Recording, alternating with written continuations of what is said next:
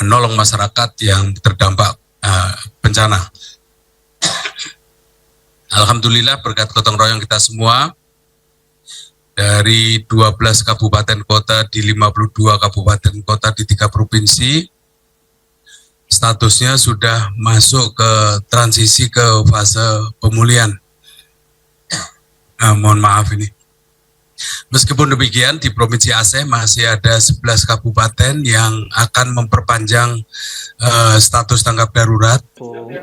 PMK, Bapak Profesor Pratikno, yang saat ini berada di Banda Aceh setelah melihat perkembangan progres penanganan pasca bencana, berkenan beliau menyampaikan beberapa hal untuk kita semua yang akan menjadi doman arahan untuk tim dan juga informasi pada masyarakat mengenai progres penanganan yang sudah dilakukan, baik itu oleh pemerintah bersama-sama bergotong royong bahu-membahu bersama pemerintah daerah, organisasi masyarakat, relawan, dan segenap entitas masyarakat di Indonesia. Bapak Menko PMK yang terhormat, Bapak Profesor Pratikno, waktu dan tempat kami persilakan. Terima kasih Pak Kapus Datin BNPB yang saya hormati dari Jakarta. Bismillahirrahmanirrahim. Assalamualaikum warahmatullahi wabarakatuh. Salam sejahtera untuk kita semuanya. Salve, Om Swastiastu, Namo Buddhaya, salam kebajikan. Bapak Ibu, saudara-saudara sekalian, terutama di Provinsi Aceh, di Sumatera Utara dan Sumatera Barat, serta seluruh masyarakat Indonesia, tanpa mengurangi simpati dan duka atas musibah yang terjadi, saya mengucapkan Selamat Natal tahun 2025 kepada saudara-saudara kita yang merayakannya. Semoga momen Natal ini menambah semangat kita semua, para relawan, personel TNI dan Polri, petugas kesehatan, petugas PLN, Bulog, Pertamina, seluruh jajaran pemerintah daerah dari provinsi, kabupaten, kota, sampai tingkat desa yang bekerja keras bergotong royong di lapangan untuk terus memulihkan Sumatera. Fokus kita jelas, keselamatan, kebutuhan dasar harus segera terpenuhi, dan pemulihan dipercepat secepat-cepatnya. Bapak Ibu yang saya hormati, hari ini tepat 1 bulan bencana banjir dan tanah longsor yang terjadi di Provinsi Aceh, Sumatera Utara, dan Sumatera Barat. Saya sekarang ini berada di Aceh bersama dengan Kepala BNPB dan jajaran, dan juga jajaran pemerintah daerah, juga teman-teman dari pemerintah pusat dan BUMN yang bersama-sama memulihkan Provinsi Aceh, Sumatera Barat, dan Sumatera Utara.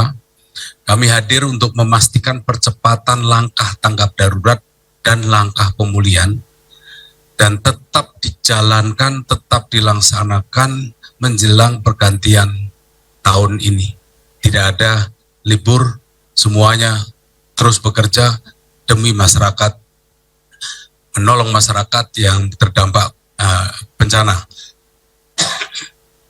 Alhamdulillah berkat gotong royong kita semua, dari 12 kabupaten kota di 52 kabupaten kota di 3 provinsi, statusnya sudah masuk ke transisi ke fase pemulihan.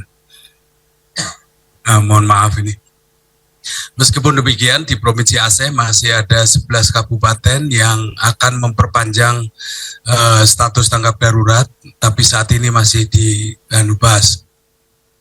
Semua ini dilakukan untuk memastikan upaya tanggap darurat yang dibutuhkan oleh warga bisa terlaksana dengan maksimal, dan agar daerah benar-benar siap masuk ke fase pemulihan.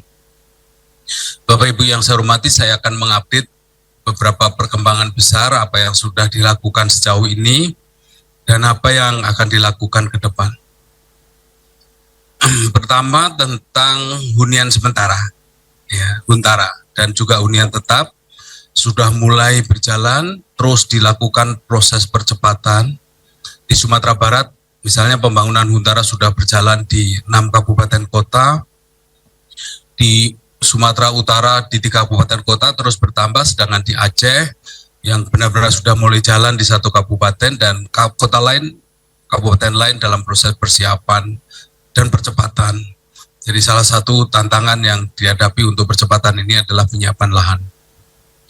Percepatan pembangunan hunian ini terus dilakukan, sekali lagi untuk penyiapan lahan oleh pemerintah daerah, pembangunannya dikerjakan bersama-sama, terutama dikoordinatori oleh BNPB, oleh pemerintah pusat, pemerintah daerah, TNI, Polri, bahkan juga organisasi kemasyarakatan bahu-membahu untuk membangun Huntara di bawah manajemen dari BNPB. Di saat yang sama, persiapan pembangunan hunian tetap juga dilakukan untuk warga yang pemukimannya harus direlokasi, termasuk hunian tetap mandiri yang dibangun di lahan milik warga terdampak. Semuanya dipercepat. Yang kedua, terkait dengan konektivitas dan transportasi secara keseluruhan dari 81 ruas jalan nasional yang terdampak di Aceh, Sumatera Utara, dan Sumatera Barat, itu sudah 72 ruas atau hampir 90% sudah kembali berfungsi, namun 9 ruas lainnya masih dalam proses percepatan penanganan. Ini terus dipercepat, pengerjaannya tidak ada berhentinya agar konektivitas dan distribusi logistik serta akses layanan darurat bisa semakin lancar. Yang ketiga, terkait pemulihan layanan kesehatan dasar. Pemerintah melalui Kementerian Kesehatan dengan dibantu bersama warga, relawan, dan juga TNI Polri terus mempercepat pemulihan rumah sakit di wilayah terdampak serta layanan di puskesmas. Pada prinsipnya seluruh rumah sakit pemerintah sudah beroperasi, sebagian kecil operasinya memang masih belum maksimal, serta ratusan puskesmas juga telah aktif kembali dan terus ditingkatkan layanannya. Terima kasih kepada ratusan dokter relawan dari berbagai perguruan tinggi, dari organisasi sosial yang bersedia berjibaku di lapangan, di pengungsian, hadir melayani masyarakat. Ini sangat membantu penyediaan pelayanan kesehatan kepada masyarakat terdampak. Yang keempat, terkait distribusi bantuan. Stok logistik memadai, berlimpah di beberapa titik utama dan terus diupayakan untuk sampai menjangkau di seluruh desa-desa yang terisolir. Halo. Ini dilakukan baik melalui jalan darat, jalan udara, dan ini upayanya luar biasa, masuk menjangkau desa-desa yang terisolir. Di beberapa daerah seperti di misalnya saja di Aceh Tengah, di Bener Meriah, para petugas, Babinsa, Babim Kaptimas, para relawan bekerja keras untuk menggunakan motor trail, mendistribusikan logistik, bahan makanan, BBM, LPG, dan lain-lain. Ini akan harus terus dilakukan agar pelayanan menjangkau untuk seluruh masyarakat yang sangat terisolir sekalipun. Yang kelima, sebagai bentuk upaya pemerintah dalam tata kelola sumber daya alam dan hutan di Sumatera, pemerintah pusat dalam hal ini Menteri Kehutanan telah mencabut izin pemanfaatan lahan dalam skala besar, termasuk jutaan hektar izin perkebunan sawit dan izin pemanfaatan kayu hasil hutan. Demikian juga Menteri Lingkungan Hidup telah melakukan segel terhadap aktivitas 5 perusahaan tambang besar yang dianggap berisiko memicu kerusakan lingkungan. Ini adalah sikap tegas pemerintah bahwa ke depan kita harus menjadi lebih baik. Bukan semata-mata memulihkan keadaan semula, tapi membuatnya lebih baik.